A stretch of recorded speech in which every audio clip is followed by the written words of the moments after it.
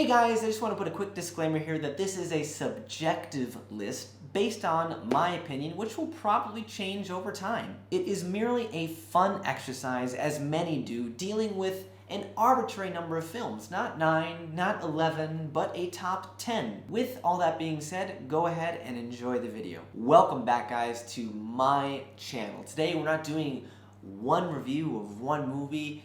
We're actually going to be talking about various movies and doing a review of the year of 2022 in film. And I'm going to give you my subjective top 10 and some honorable mentions.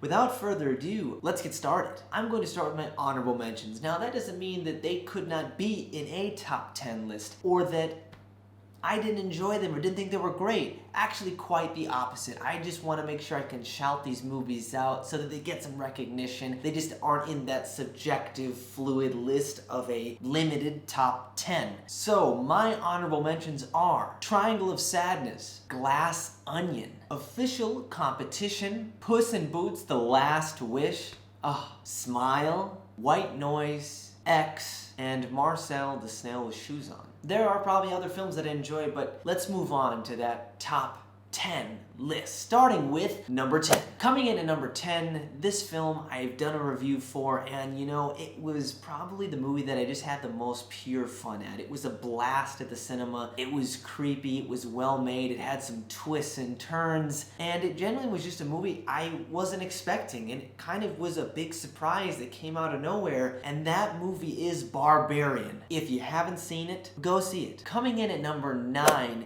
is a film that is quite a recent addition to this list and that was just deeply unsettling but truly brilliant in its execution. That film is Pearl. This film left me just shocked by Mia Goth's amazing Oscar-worthy performance. This being a prequel to a horror film that actually just came out earlier in this year, that was X, and it actually impacted me deeper than X did. It was just crazy how amazing it was, and it gave me exactly what I wanted and was expecting from it, and Mia Goth is just fantastic, and I plan to make a video about it, so I'm not going to say much more, but you know what? If you haven't seen Pearl, go check it out. Coming in at number 8 is a film that made me weep like a baby because of how sweet and sincere it was. That film was Pinocchio, specifically Guillermo del Toro's Pinocchio. He made an artistic feat, not only because of the beautiful stop-motion animation, but also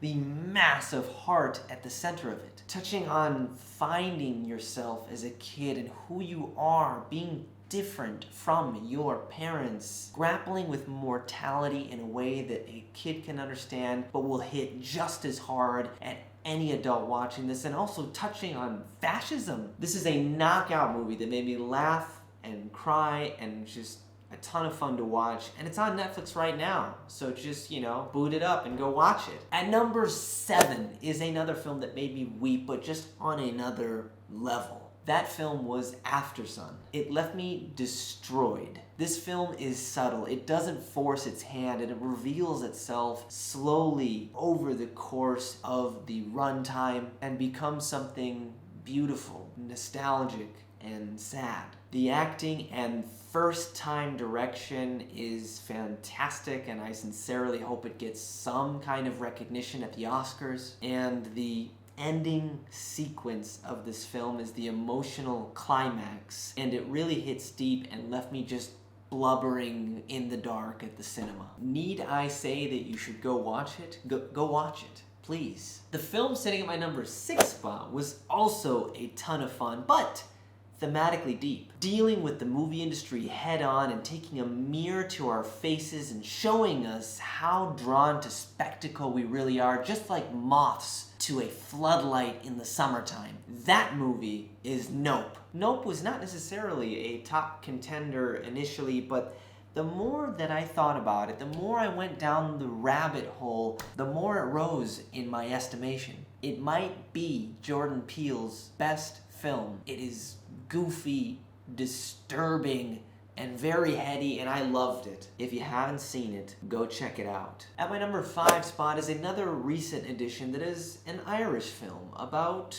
a breakup. The Banshees of Inisherin is a heavyweight contender at the Oscars this year, but not just because of Martin McDonagh's wonderful script, but also all of the amazing performances. The entire cast is fantastic and no one fades into the background. Every character has a moment to shine and a reason for it. This film is sweet, very, very funny, and also quite dark, while also probably being one of the most gorgeous films of the year. If you haven't had the opportunity yet to watch The Banshees of Inisherin, I highly recommend it. Coming in my number 4 spot is a film that I recently did a review for, like many others on this list that you can find in the description if you want to go check them out. But this movie deeply impacted me viscerally and emotionally. That film was and is Bones and All. I feel like this is a great film that went a little bit under the radar. Surely it is, at least in part, due to its subject matter, dealing with cannibalism, but all of the performances here are top-notch, and it is a terrifying film, but also one of the most beautiful of the year. Please watch it if you dare. Coming in at my number 3 spot is another movie that I have reviewed and really deals with multiverses in the best way possible. That film is Everything Everywhere All at Once. I only saw this film once at the cinema and I desperately want to rewatch it because I feel like it was ages ago.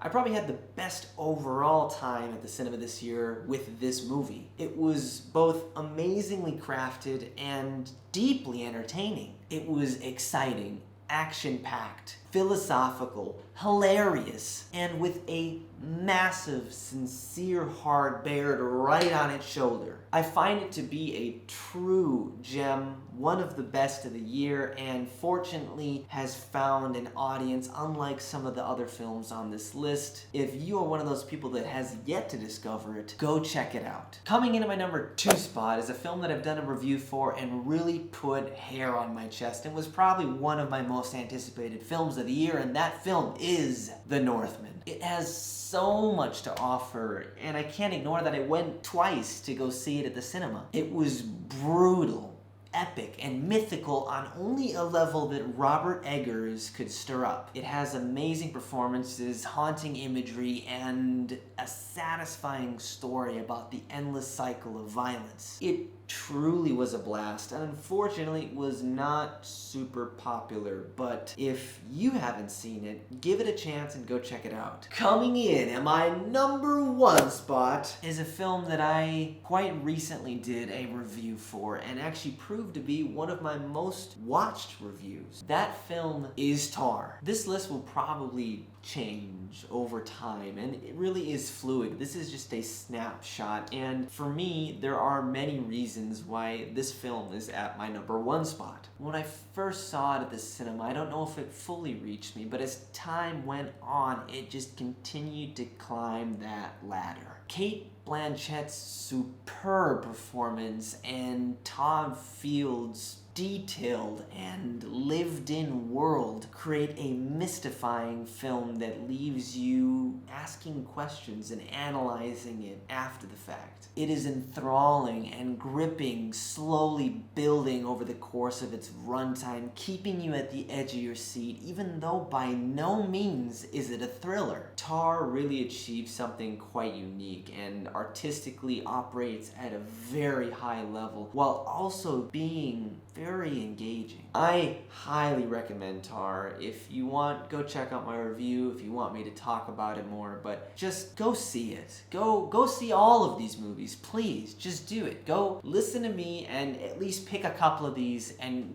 whatever one is more of interest, go check it out. Go see it. Once again, thank you guys so much for tuning in and watching this video. If you stuck around to the end, hey, thank you. That's awesome. It's amazing. Let me know, what was your top 10 of 2022 in the comments below. And as always, go ahead, like, subscribe, and share with your people. And I will see you in the next video. They just didn't quite fit into there, And so, fuck you, dude. Come on. Hey guys, fuck you, dude. I'm just gonna write this down because this is getting really frustrating. Fun. Fuck! Exercise. Okay, that's enough. We're done. Ah, no. Fuck. Ugh.